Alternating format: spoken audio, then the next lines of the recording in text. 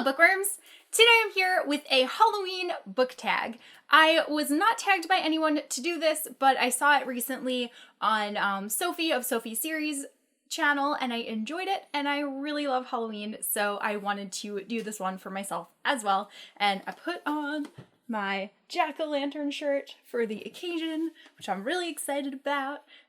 And yeah, I'm just gonna go ahead and get started. So the first question is, carving pumpkins, what book would you carve up and light on fire? This is a very interesting question because while I normally think that you should not do any harm to books, the book that I would choose for this is The Merciless by Danielle Vega. I am currently reading this book right now, and I hate it, and you'll find out why I hate it in my October wrap-up. I won't go into it, but I really am disliking this, and I'm like 100 pages into it, so we'll see if it takes a turn for the better, but as of right now, don't want this, which is a shame because the cover is so beautiful. The next question is trick or treat. What character is a treat and what character is a trick? So for the character that is a treat, I chose Victor Vale from Vicious by V.E. Schwab. That was like so much alliteration happening right there. I really love Victor Vale. He was a fascinating character to read from the perspective of because he really blurs the lines between hero and villain, because technically he would be the villain of the story, but really the hero is not so great. So it's just, his whole story was fascinating, and this story like completely grabbed me from the beginning. I'm so glad that I read it. I read it a couple months ago. And yeah, Victoria just once again does amazing things with words. And for my character that is a trick, I am going to have to choose Mary from the Burn for Burn trilogy, and I will just leave it at that because those of you who have read this know exactly what I'm talking about, and those of you that haven't will be really surprised if you decide to pick up this trilogy. Ah! I just got attacked by Tsum Tsums. Next is Candy Corn. What book is always sweet? And for that I chose P.S. I Still Love You and To All the Boys I've Loved Before by Jenny Han. I just really love these books. They're such cutesy contemporary stories. I love Lara Jean. She is such a wonderful character, and I love how into baking she is. So also hence the sweetness. But I remember I actually got an early copy of this book. I wrote a review for it on my blog, and I said that this book is basically cake for your mind. And Jenny Han actually pulled that quote from my review and tweeted it, which was really exciting because I really love the series, and I'm so excited that we're getting a third book, but I can't wait. I cannot wait. So yeah, definitely this one.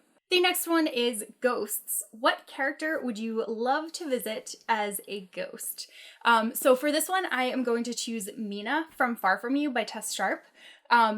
That's not a spoiler at all that she's a ghost. Well, she's not a ghost, but she's deceased because you know that from the beginning. The story is told from her best friend's perspective, and she's trying to figure out what it is that really happened to her friend, and you get to see all of Mina's past through Sophie's eyes, which is really amazing, and I absolutely loved her story, but I'm so curious to know what Mina was actually like instead of seeing what Mina was like through someone else's eyes. And yeah, this book was addicting, so I would definitely recommend reading this. The next question is dressing up in costume. What character would you want to be for a day? So for that one, I am going to choose Avery from The 1000th Floor. The reason that I would choose her is because she lives in the most beautiful apartment in the building with 1,000 floors, and she also lives in this really cool future with all of these like very interesting technological advances that have been made. So that's something that I would love to experience for the day. I would hate to be in her shoes overall because she has a lot of drama going on there.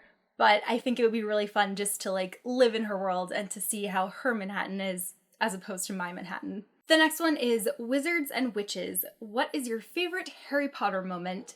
And I don't know how anyone could try to ask me this question because the entire series is like such a significant part of my life that I just can't imagine picking one moment that means the most to me out of it. It's too hard. Like, that's too much to ask. There are so many great moments. Yeah, there's no way that I could just choose one. The next question is blood and gore. What book was so creepy that you had to take a break from it for a while? So, there's going to be major spoilers right here for the Twilight series if you have not yet read that. So I don't have a copy of the physical book because that was in Insta unhaul for me. I did not like those books. So I'm gonna just hold my hand here for while I'm telling you my reasoning, in case you have not read the fourth book yet and you don't want to be spoiled. So you'll know when my hand is out, I am talking about the spoilers. So either fast forward or end the video or whatever you want to do. So, okay.